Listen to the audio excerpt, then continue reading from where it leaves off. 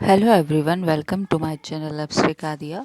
आज हम पढ़ेंगे सीसीई यानी सतत एवं समग्र मूल्यांकन। सतत एवं समग्र मूल्यांकन में शैक्षिक और गैर शैक्षिक दोनों पक्षों पर इसमें जोर दिया गया है कि बच्चों को किताबी ज्ञान के अलावा उनका पूरा संपूर्ण उनका विकास होना चाहिए। तो सबसे पहले इसमें बात की गई थी शिक्षा की राष्ट्रीय नीति यानी एनपी 1986 में इस बात पर बल दिया कि विद्यालय स्तर पर जो मूल्यांकन है वो रचनात्मक भी हो और विकासशील भी हो। यानी जो बच्चों पर किताबी ज्ञान है उसके अलावा बच्चों का चहुमुखी विकास होना चाहिए। और मूल्यांकन का अर्थ सिर्फ ये नहीं है कि आप एक बार एग्ज़ाम लें और उसी से ये बच्चों से फाइनल कर दें कि बच्चा इस लेवल का है। तो इसी चीज़ को दोबारा 2005 में राष्ट्रीय पाठ्यचर्या रूपरेखा 2005 जिसे कहा है नेशनल करिकुलम फ्रेमवर्क एनसीएफ 2005 जिसे कहा है, उसमें इस बात पर सिफारिश की गई कि उन्होंने कहा कि बच्चों पर बस्ते का बोझ कम हो और छात्रों में खोजी प्रवृत्ति हो और उनके ज्ञान में सृजन क्षमता हो और क्रमिक रूप से सृजन क्षमता और गुणात्मक दक्षताओं का उनमें विकास हो। और साथ ही साथ जो मूल्यांकन हो वो केवल किताबों का ना हो, वो मूल्यांकन उनका बच्चों का सर्वांगीण हो। उसके बाद इस चीज़ के साथ साथ ये बात भी सामने आई कि बच्चे जो पढ़ लिख कर ऊंची डिग्रियां तो हासिल कर लेते हैं परंतु उनका जो गुणात्मक पहलू है वो उस मूल्यांकन प्रणाली में दृष्टिगोचर नहीं हो पाता। इस कमी को दूर करने के लिए राष्ट्रीय शिक्षा नीति 1986 और पाठ्यचर्या रूपरेखा यानी एनसीएफ में सतत एवं समग्र मूल्यांकन को यहाँ पर जोड़ा गया। इसकी शुरुआत सबसे पहले केंद्रीय माध्यमिक शिक्षा बोर्ड यानी सीबीएसई नई दिल्ली ने संपूर्ण देश में जो सीबीएसई पाठ्यक्रम विद्यालय जहाँ जहाँ संचालित है वहाँ पर कक्षा 9 में अक्टूबर 2009 से सीसीई को लागू किया। उसके बाद नेक्स्ट ईयर से ही यानी कक्षा 10 में उन्होंने 2010-11 से इसमें शुरू कर दिया।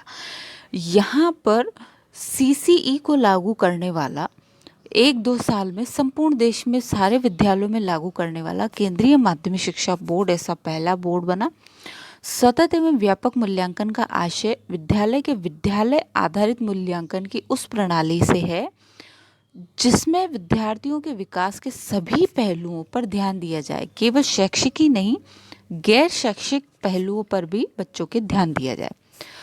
इस योजना में सतत शब्द का उद्देश्य इस बात पर बल देता है कि बच्चों की समृद्धि और विकास, ठीक है, समृद्धि और विकास के अभिज्ञात पहलुओं का मूल्यांकन एक घटना होने की बजाय क्या है, एक सतत प्रक्रिया है। यानी बच्चों का विकास अचानक से नहीं हो रहा, वो एक सतत प्रक्रिया है।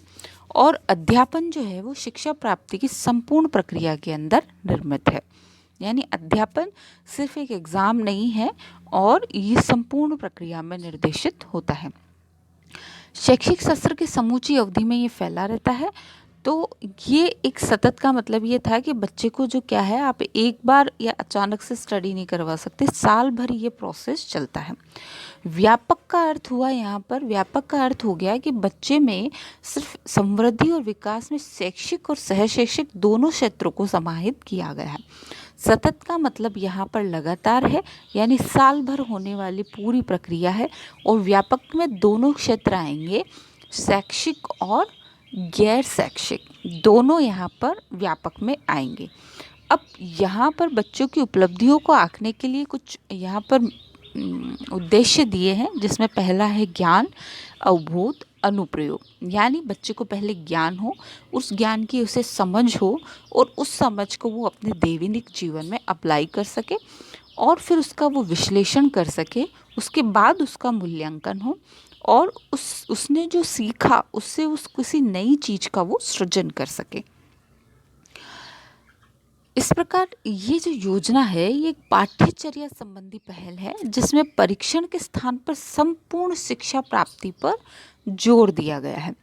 इसका जो लक्ष्य है वो है अच्छे स्वास्थ्य और उपयुक्त कौशलों और वांछनीय गुणवत्ता वाले बच्चों को तैयार करना और साथ ही साथ शैक्षिक उत्कृष्टता वाले अच्छे नागरिकों का भी इसमें निर्माण करना, कि न केवल बच्चों को डिग्री और सिर्फ किताबी ज्ञान हो, बच्चों में नैतिक गुणों का भी इसमें विकास हो।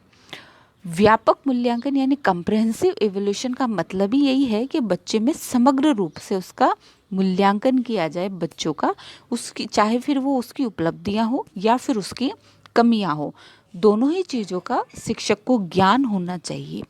अब कंटिन्यूअस मूल्यांकन में क्या है कि शिक्षण कार्य के दौरान समय समय पर लगातार चलता रहता है, यानी आप साल भर में एक साथ बच्चे पर बोझ न डालें और लगातार उसकी कमियों और उसकी उपलब्धियों के बारे में जानकारी लेते रहें। इस तरीके से समग्र जो मूल्यांकन हुआ उसमें बच्चों का बौद्धिक, संवेगात्मक, व्यवहार कुशल और व्यक्तित्व जीवन, पारिवारिक जीवन और सामाजिक जीवन की दक्षताओं का भी पता लगाना है। यानी बच्चे की समस्त चीज़ों का यहाँ पर जानकारी शिक्षक को होनी चाहिए। सतत मूल्यांकन के में समय समय पर परीक्षाएं यहाँ पर आयोजित की जानी चाहिए, समय समय पर परीक्षाएं आयोजित की जानी चाहिए, ठीक है। अब उससे कभी आप चार्ट बनवाइए, कभी मॉडल बनवाइए, कभी तस्वीरें बनवाइए, अंताक्षरी करवाना, वाद विवाद प्रतियोगिताएं करवाना, उसे विभिन्न तरीके के खेल जैसे बैडमिंटन है, कबड्डी है, जो उसकी पसंद है उनके द्वारा भी विद्यार्थियों का मूल्यांकन करना चाहिए। यहाँ पर जो CCE है इसके कुछ मुख्य उद्देश्य हैं जो एग्ज़ाम के दृष्टि से इम्पोर्टेंट है, और आप शिक्षक भी बनना चाहते हैं तो ये आपको पता होना चाहिए। CCE का जो मुख्य उद्देश्य है, एक तो रटने की प्रवृत्ति को रोकना, यानी जो रोट मेमोरी है कि बच्चा याद कर करके, जो एक ट्रेडिशनल हमारा मेथड है उस पद्धति को रोकना है। छात्रों में जो पाठ्य वस्तु के संबंध में अधिक सूझ और समझ विकसित करना, यानी बच्चे को पता होना चाहिए कि वो क्या पढ़ रहा है। परीक्षा संबंधी तनाव को दूर करना, ऐसा नहीं है कि एनुअल एग्ज़ाम का आप उसमें बहुत सारा प्रेशर डाल दें, समय समय पर उसमें जो टेस्ट आप उसमें अवेलेबल करवाइए, जिससे बच्चे में क्या है, लास्ट एग्ज़ाम के लिए जो डर रहता है वो एग्ज़ाम का डर उसमें ख़त्म हो जाए। बालकों के व्यक्तित्व, शैक्षिक उपलब्धि तथा समझ के आधार पर गुणात्मक मूल्यांकन को आधार प्रदान करना और उसको क्रियान्वित करना है। CCE के तहत 5 बिंदु ग्रेडिंग व्यवस्था वहाँ पर स्थापित की गई है, ABCDE जिसे हमने कहा है। तो ग्रेडिंग व्यवस्था सतत मूल्यांकन के CCE यानी सतत और समग्र मूल्यांकन प्रणाली के तहत लागू की गई है। राष्ट्रीय शिक्षा नीति 1986 ने भी इस चीज़ पर जोर दिया और कहा था कि जो CCE है उसमें मूल्यांकन के शैक्षिक और गैर शैक्षिक दोनों ही पहलू होने चाहिए, और वो दोनों पहलू पूरी अवधि के लिए होने चाहिए। जो एक सेशन हम मानते हैं पढ़ाई का पूरा साल भर का, उस पूरे साल भर में शैक्षिक और गैर शैक्षिक दोनों चीज़ों को पढ़ाया जाना चाहिए। अब NCF के द्वारा जो दिशा निर्देश CCE के मिले थे, सबसे पहले CBSE ने 2009 में कक्षा 9 से 2009 में कक्षा 9 से इसको स्टार्ट किया है। ये क्वेश्चन बनता है और बहुत इम्पोर्टेंट क्वेश्चन है कि CCE किसने स्टार्ट किया, तो केंद्रीय माध्यमिक शिक्षा बोर्ड के द्वारा अक्टूबर 2009 से कक्षा 9 में ये स्टार्ट किया गया है। पूरे देश में शैक्षिक सुधारों में अग्रणी बने रहने का उन्होंने दर्जा प्राप्त किया है। कक्षा 10 में यह 2010 और 11 से लागू हुआ है। तो 2009 में कक्षा 9 से, ठीक है, 9 और 2010-11 से कक्षा 10 में ये समस्त वो स्कूल जहाँ पर CBSE कोर्स चालू हुआ है उसमें है। इस CCE के तहत दूसरा जो मेजर चेंज हुआ है उसमें पाठ्य विवरण को 5 अवधियों में बांटा है। उसमें कुछ तो फॉर्मेटिव असेसमेंट होंगे, ठीक है, 4 फॉर्मेटिव असेसमेंट होंगे, यानी 4 FA इनके होंगे, उसमें 10% इनका वेटेज होगा मार्क्स का, और एक इनका होगा हाफ ईयरली जिसे SA1 कहा है, वो 20% होगा, और एक होता है फाइनल एग्ज़ाम जिसे SA2 इनको कहा है, उसका 40% इनका समेटिव टेस्ट होगा। समेटिव टेस्ट को संकलात्मक मूल्यांकन भी कहा है। ये भी लास्ट ईयर एग्ज़ाम में पूछा गया था कि संकलनात्मक मूल्यांकन या समेटिव टेस्ट जिसको कहते हैं वो कब होता है, तो वो सबसे लास्ट में होता है सेशन के एंड में। अब इसके आधार पर सह शैक्षिक गतिविधियों में भी यहाँ पर ध्यान दिया है उसके व्यक्तित्व को विकसित करने के लिए, जिसमें जीवन कौशल है, विशेष रूप से रचनात्मक या आलोचनात्मक चिंतन कौशल है, सामाजिक कौशल है, तो ये सब CCE के तहत उन्होंने ऐड किए हैं। और CBSE बोर्ड ने इसे सबसे पहले लागू किया है, इसलिए CBSE बोर्ड को इसमें एक तरीके से उसका सराहनीय कदम माना गया है कि CBSE बोर्ड ने इसे सबसे पहले लागू किया।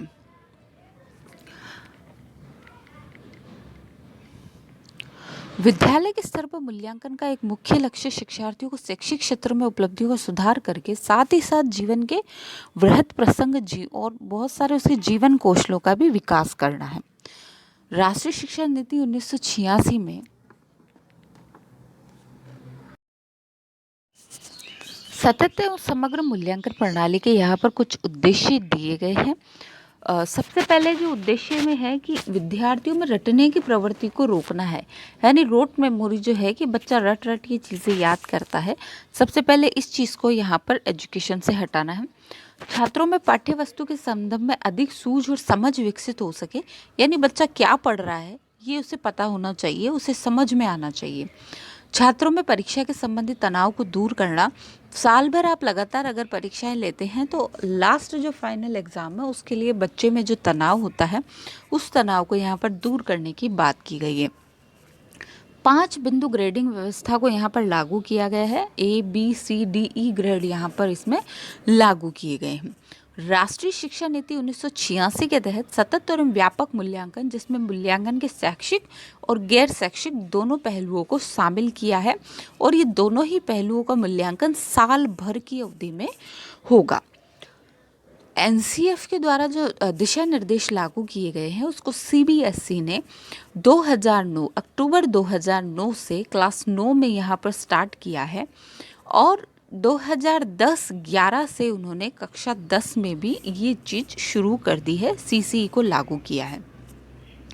एग्ज़ाम की अगर बात करें तो यहाँ पर फॉर्मेटिव टेस्ट होगा जिसका 10% होगा, 20% और जो एक 20% हाफ ईयरली का जिसे SE1 कहा है और एक 40% है SE2 का जिसे ईयरली एग्ज़ाम के नाम से हम जानते हैं। सह शैक्षिक गतिविधियों के लिए भी अलग अलग मूल्यांकन पद्धतियाँ यहाँ पर अपनाई गई है। सबसे पहले क्योंकि केंद्रीय माध्यमिक शिक्षा बोर्ड ने वे सारे विद्यालय जिनमें CBSE कोर्स लागू किया गया है उनमें CCE को लागू किया है, तो यह CBSE का एक सराहनीय कदम यहाँ पर माना गया है। CCE की यहाँ पर कुछ विशेषताएं हैं। एक तो सतत शब्द इसमें जो उपयोग लिया गया है, सतत का मतलब है कि जो मूल्यांकन है वो साल भर होगा, किसी पर्टिकुलर अवधि में नहीं होगा। निरंतर का अर्थ है लगातार होगा, यानी मूल्यांकन एक विशेष अवधि में होगा, मूल्यांकन लगातार होगा। नियतकालीन का मतलब है जो मूल्यांकन है वो फिक्स टाइम पर होगा, कि मतलब यूनिट अवधि के जैसे समाप्त होने पर इसे बार बार किया जाएगा। व्यापक जो शब्द है उसमें अगर आप सीधा सीधा इसका अर्थ माने तो व्यापक में शैक्षिक और सह शैक्षिक दोनों पहलुओं को लिया गया है। व्यापक का अर्थ है कि नियत काल में मूल्यांकन लगातार हो, सतत रूप से हो। अगर बच्चे को कहीं दिक्कत आती है तो उसके लिए नैदानिक मूल्यांकन किया जाए और अगर बच्चे को दिक्कत आती है तो फिर नैदानिक मूल्यांकन के बाद में उसका उपचारात्मक प्रशिक्षण उसको दिया जाए। तो यहाँ पर रिमीडियल टीचिंग की इसमें बात की गई है CCE में। CCE से शिक्षक को बच्चों के बारे में संपूर्ण जानकारी हो जाती है, उसे तत्काल फीडबैक मिल जाता है और किसी स्पेशल यूनिट में अगर बच्चे को कोई आवश्यकता है या उसे दिक्कत आ रही है या बच्चे को कोई चीज़ समझ में नहीं आई तो उसका निदानात्मक मूल्यांकन करके उसे उपचारिक शिक्षा प्रदान की जाती है, यानी उसे रिमीडियल टीचिंग उसको अवेलेबल करवाई जाती है। शैक्षिक के साथ सह शैक्षिक क्षेत्रों में जब बच्चों का मूल्यांकन किया जाता है तो इससे उसके कैरियर के चुनाव के बारे में और उसको अपने भविष्य के बारे में फैसला लेने में भी सहायक मिल सकती है, क्योंकि ज़रूरी नहीं कि हर बच्चा पढ़े लिख कर सिर्फ पढ़ाई के क्षेत्र में ही कुछ कार्य करे। अध्यापक के लिए सतत एवं समग्र मूल्यांकन इसलिए ज़रूरी है क्योंकि ये बच्चों की एक तो कठिनाइयों का और कठिनाई का स्तर दोनों का पता लगाने के लिए CCE अध्यापक के लिए सहायक है। जब टीचर को बच्चे की प्रॉब्लम का पता लग जाएगा तो उसी प्रॉब्लम को सुधारने के लिए, उसकी अधिगम क्षमता को सुधार करने के लिए CCE सहायक है। अधिगम क्षमताओं के सुधार और उस अधिगम में होने वाली कठिनाइयों को दूर करने के लिए उसको रिमीडियल टीचिंग यानी उपचारात्मक शिक्षक देने में CCE सहायक है। अब CCE के जो मेन फैक्ट्स हैं वो हम यहाँ पर पढ़ेंगे। CCE हमने पढ़ा है 2009 में कक्षा 9 से लागू करा है CBSE ने। वे सारे स्कूल जहाँ पर CBSE कोर्स चलता है वहाँ पर CCE 2009 से कक्षा 9 में शुरू हुआ था और 2010 और 11 के सेशन में कक्षा 10 से ये स्टार्ट हुआ है। इसके पार्ट है जिसमें शैक्षिक क्षेत्र में है। शैक्षिक क्षेत्र में सबसे पहला है कि बच्चे को 2 लैंग्वेज हिंदी या इंग्लिश में से एक प्रथम भाषा के तौर पे चुनना होगा।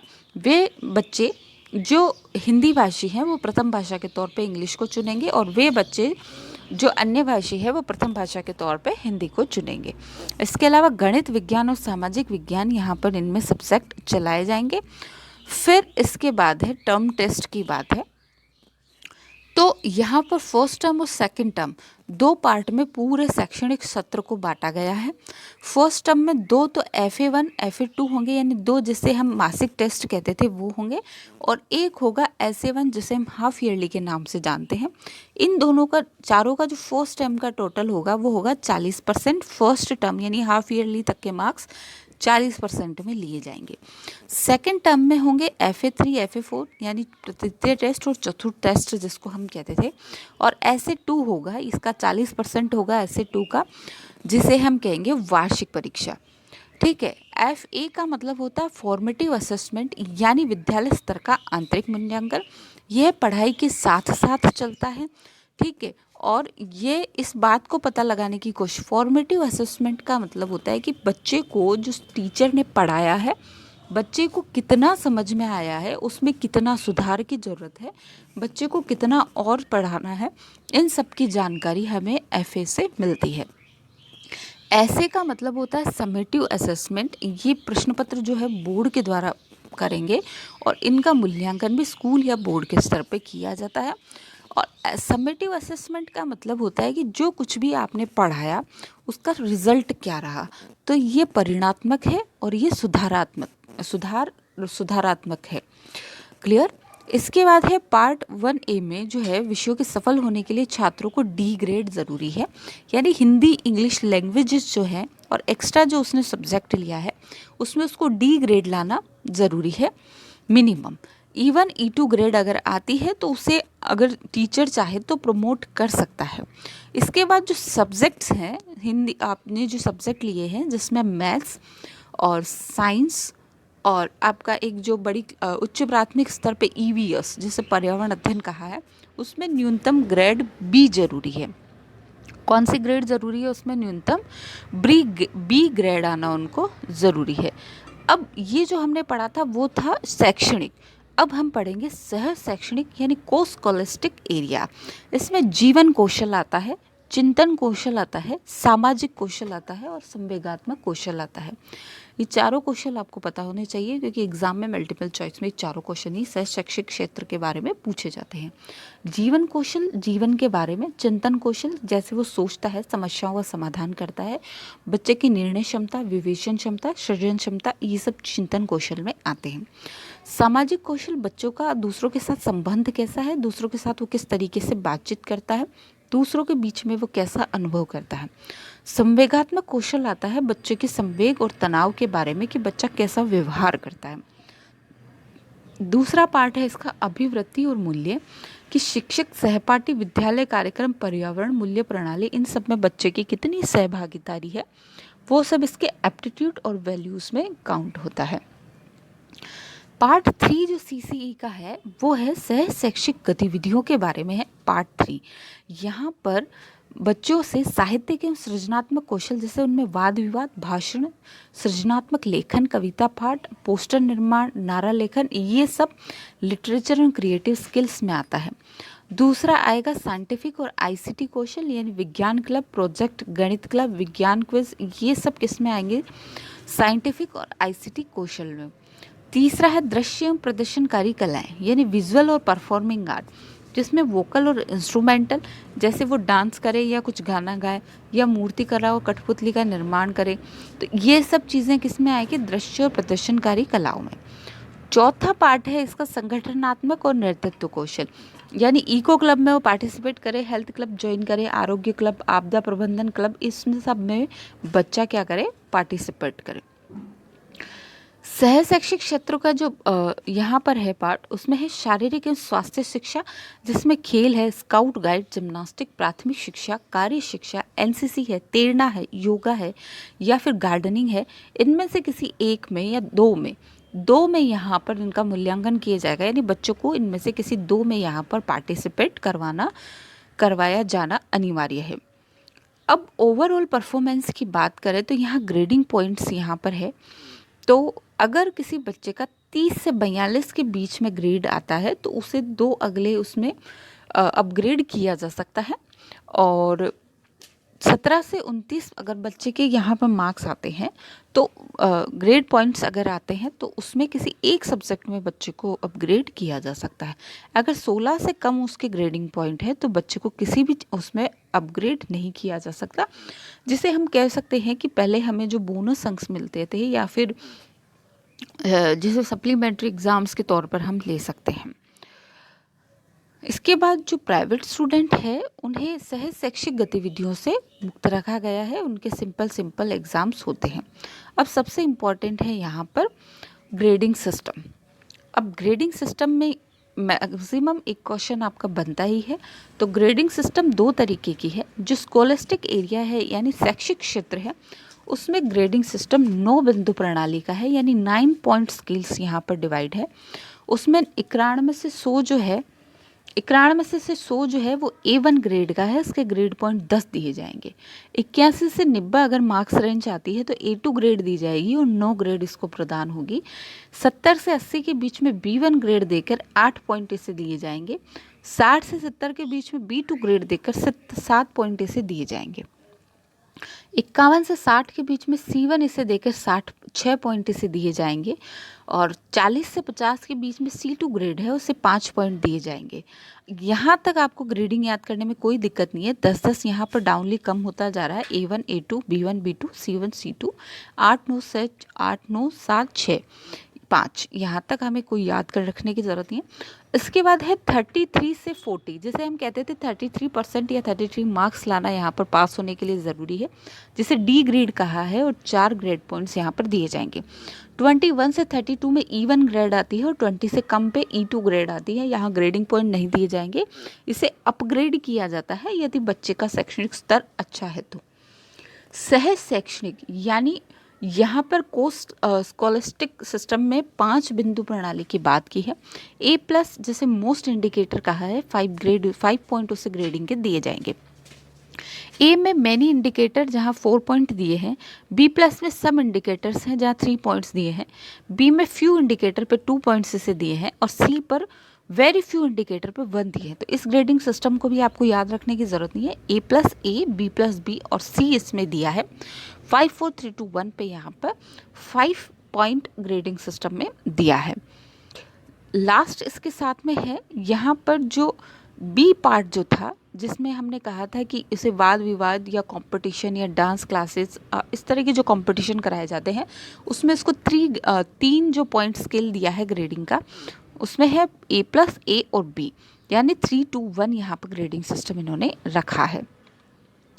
लास्ट जो इम्पॉर्टेंट आता है यहाँ पर कि FA जो है वो प्रथम जांच है, 10% इसका जो होता है ये जुलाई में होता है। 1 महीने बाद FA2 सेकेंड टेस्ट होगा सितंबर में, उसका भी 10 नंबर का होता है। ऐसे फर्स्ट जो होगा अर्धवार्षिक जो 20% जिसका लिया जाता है वो नवंबर में होगा। तो जुलाई के बाद 1 महीना छोड़ के सितंबर में एग्ज़ाम होगा, फिर 1 महीना छोड़ के अक्टूबर के बाद नवंबर में एग्ज़ाम होगा। उसके बाद लगातार एग्ज़ाम है। FA3 जो आपका है दिसंबर में ले लिया जाएगा, 10% उसका जुड़ेगा। FA4 जो है आपका वो 10% जुड़ेगा, फरवरी में ले लिया जाएगा। लास्ट जो आपका फाइनल एग्ज़ाम होगा उसका 40% ऐड होगा और वो मार्च में आपका लिया जाएगा फाइनल एग्ज़ाम।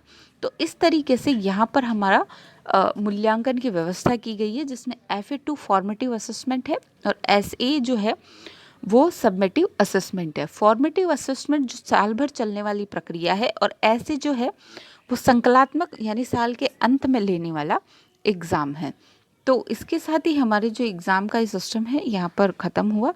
CCE से रिलेटेड कुछ क्वेश्चंस हैं, चलिए हम साथ ही साथ इसके कुछ क्वेश्चंस भी यहाँ पर कर लेते हैं। CCE के सतत एवं समग्र मूल्यांकन होता है वर्ष के अंत में परीक्षा के माध्यम से, वर्ष में 3 बार 2 अंतरिम जांचों व 1 अंतिम परीक्षा के माध्यम से, वर्ष में कभी भी शिक्षक की इच्छानुसार और अध्यापक शिक्षा प्राप्ति की संपूर्ण प्रक्रिया में सतत रूप से।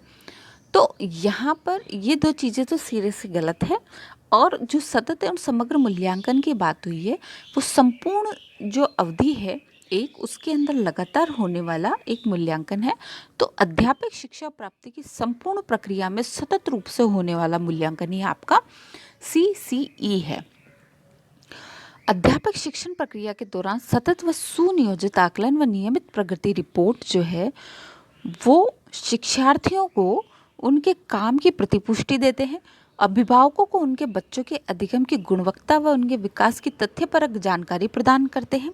वे मानक स्थापित करते हैं जिन्हें प्राप्त करने के लिए शिक्षार्थी प्रयासरत है और उक्त सभी। तो ये तीनों ही चीज़ें सही है कि जो आपका CCE है वो उन्हें प्रतिपुष्टि भी देता है और बच्चों के विकास की जानकारी भी देता है और वो उनको वो स्टैंडर्ड वैल्यूज़ भी देता है कि उन्हें क्या उनको अचीव करना है बच्चे के अंदर, बच्चे को किस स्तर तक उन्हें ले जाना है। ये सभी फैक्ट्स आपके CCE में आते हैं। नेक्स्ट क्वेश्चन है आपका, शिक्षार्थी के CCE पर प्रभावी जोर दिया है 1986 की में प्रथम राष्ट्रीय शिक्षा नीति में, मुदालियर आयोग की सिफारिशों में और इनमें से कोई नहीं। तो प्रथम राष्ट्रीय शिक्षा नीति हमारी 1964 में ही लागू हो गई थी और उस टाइम इसकी कोई बात नहीं आई थी। मुदालियर आयोग भी इसमें नहीं आएगा। राष्ट्रीय शिक्षा नीति 1986 में पहली बार ये बात उठी थी कि बच्चों को सिर्फ किताबी ज्ञान न दिया जाए, किताबी ज्ञान के अलावा से बाहरी ज्ञान से जोड़ा जाए और उसे CCE यानी शैक्षिक के साथ सह शैक्षिक यानी ऑल ओवर उसका मूल्यांकन किया जाए। CBSE ने किस वर्ष 10वीं बोर्ड की परीक्षा में सतत और समग्र मूल्यांकन प्रणाली लागू की थी? 2010-11 के सेशन में CBSE ने 10th में लागू किया था और 9th में 2009 से इन्होंने CCE लागू कर दिया था। CCE में शिक्षार्थी के व्यक्तित्व के सर्वतोमुखी विकास का मूल्यांकन किया जाता है। शिक्षार्थी के केवल शैक्षिक अधिगम का मूल्यांकन किया जाता है।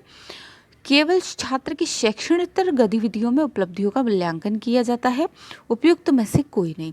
तो शिक्षार्थी का CCE में सर्वोत्तम शैक्षिक और सह शैक्षिक दोनों का ही मूल्यांकन इसमें किया जाता है। नेक्स्ट क्वेश्चन आप यहाँ पर देखेंगे, CCE जो है उसमें निम्न का मूल्यांकन किया जाता है। देखो क्वेश्चन जो क्या है, बस लैंग्वेज घुमा दी जाती है, पूछना सिर्फ यही चाहता है शैक्षिक और सह शैक्षिक दोनों पहलुओं को CCE के अंदर डाला गया है। पहले का जो हमारा सिस्टम था उसमें सिर्फ बुक्स पर फोकस किया जाता था, सिर्फ किताबी ज्ञान इसमें दिया जाता था, बच्चे को पढ़ लिख कर सिर्फ डिग्री प्राप्त करना एक उद्देश्य होता था।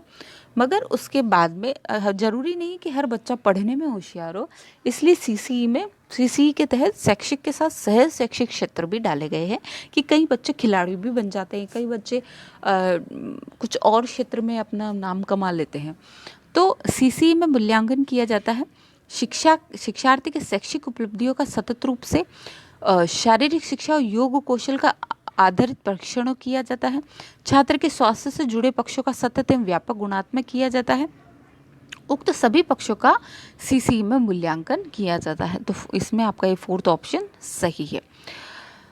CCE में किस कक्षा से बालकों के स्वयं मूल्यांकन को रिपोर्ट कार्ड में शामिल किया जाना चाहिए? तो ये एक फैक्चुअल क्वेश्चन है। कक्षा 5 के विद्यार्थियों में ये माना जाता है कि LSRW चारों कौशल परफेक्टली उसमें काम करने लग जाते हैं। कक्षा 5 का जो स्टूडेंट है वो पूरी तरीके से तैयार हो जाता है सीखने के लिए, उसमें चारों कौशल डेवलप हो जाते हैं।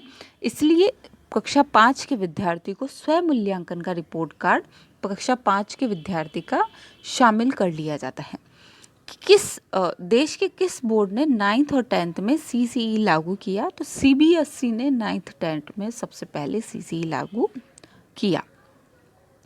सतत एवं समग्र मूल्यांकन में फॉर्मेटिव टेस्ट कितने होते हैं?